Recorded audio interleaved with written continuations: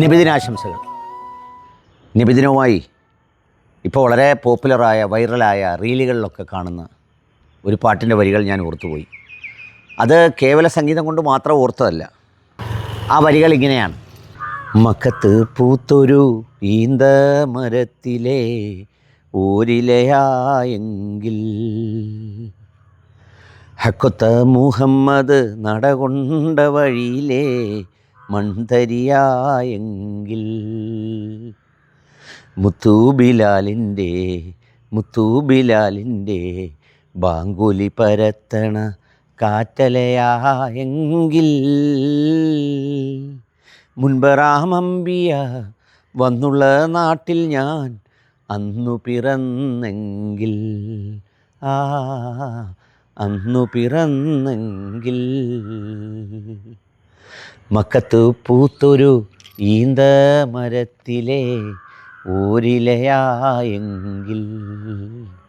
അതൊരു വരികളെക്കാൾ കൂടുതൽ എന്നെ ആകർഷിച്ചത് അതൊരു പ്രാർത്ഥനയാണ്. ഒരുപക്ഷേ ലോകത്തുള്ള മുഴുവൻ വിശ്വാസികളും എല്ലാ കാലത്തും കടന്നു പോകുമ്പോൾ മനസ്സിൽ പ്രാർത്ഥിച്ചിട്ടുണ്ടാവുന്ന ഒരു പ്രാർത്ഥനയാണത്. അവിടെ എത്തുന്നവർ ആ മണ്ണിലലിയാൻ, അകലെ നിൽക്കുന്നവർ എന്നെങ്കിലും കണ്ണുകൊണ്ട് കണ്ടിട്ടുള്ള ആ സ്ഥലങ്ങൾ ഹൃദയത്തോട് ചേർക്കാൻ മനസ്സിൻ്റെ ഉള്ളിൽ നിറഞ്ഞൊരു വികാരമായി കൊണ്ടു നടക്കുന്ന ഒരുപാട് പേരുണ്ട്. ഞാനും അത്തരത്തിലൊരാളാണ്. 2 or 3 തവണ അവിടെ സന്ദർശിച്ചിട്ടുണ്ട്. മനസ്സിൽ നിറയെ എപ്പോഴും ആ സ്ഥലവും കണ്ട ഓർമ്മകളും ഒക്കെ അങ്ങനെ നിലനിൽക്കുന്നുണ്ട്. നൂറ്റാണ്ട് ഒരുപാട് കഴിഞ്ഞു, പക്ഷേ ഇന്നും മായാതെ മറയാതെ ഇന്നത്തെ കാലത്ത് നിൽക്കുന്ന, അത്രമേൽ ഒരു ദൃശ്യവൽക്കരിക്കപ്പെട്ട പ്രവാചകചര്യയെ പിന്തുടരുന്ന ഒരാളല്ല ഞാനെങ്കിലും ഹൃദയത്തിൻ്റെ ഉള്ളിലെ എല്ലാ കർമ്മങ്ങളിലും എൻ്റെ പ്രവാചകനുണ്ട്. അതിനേക്കാൾ വലിയൊരു മാതൃകയും അതിനേക്കാൾ വലിയൊരു സന്ദേശവും എനിക്കില്ല എന്നതാണ് ഒരു പ്രധാന സത്യം. ഈ ഓണക്കാലത്തും ഞാൻ കാണുന്നു എൻ്റെ പ്രവാചകനെ. ഈ ഓണത്തിന് മനുഷ്യർക്കൊക്കെയും ഉപകാരങ്ങൾ ചെയ്യുമ്പോൾ, ഓണക്കോടികൾ നൽകുമ്പോൾ, അനാഥാലയങ്ങളിൽ ചെന്ന് അവരോട് നല്ല വർത്തമാനം പറയുമ്പോൾ, അവർക്ക് എന്തെങ്കിലുമൊക്കെ ചെയ്യുമ്പോൾ, ഒരേ വേദിയിൽ പാണക്കാട് സയ്യിദ് മുനവർ അലി ശിഹാബ് തങ്ങളെയും ഗുരുരത്നം ജ്ഞാനതപസ്വിയെയും ഇവിടുത്തെ MLAയും പൊതുപ്രവർത്തകരെയും ഒക്കെ ഒരുമിച്ചിരുത്തുമ്പോഴെല്ലാം ഞാൻ കാണുന്നത് മഹത്തായ പ്രവാചകനായ മുഹമ്മദ് നബി സല്ലല്ലാഹു അലൈഹി വസല്ലമയുടെ ആ അനുധാവനം ചെയ്ത അവിടുത്തെ കൽപ്പനകളാണ്. മനുഷ്യർക്ക് ഉപകാരം ചെയ്യാൻ പറഞ്ഞതാണ്, മനുഷ്യനോട് ചേർന്ന് നിൽക്കാൻ പറഞ്ഞതാണ്.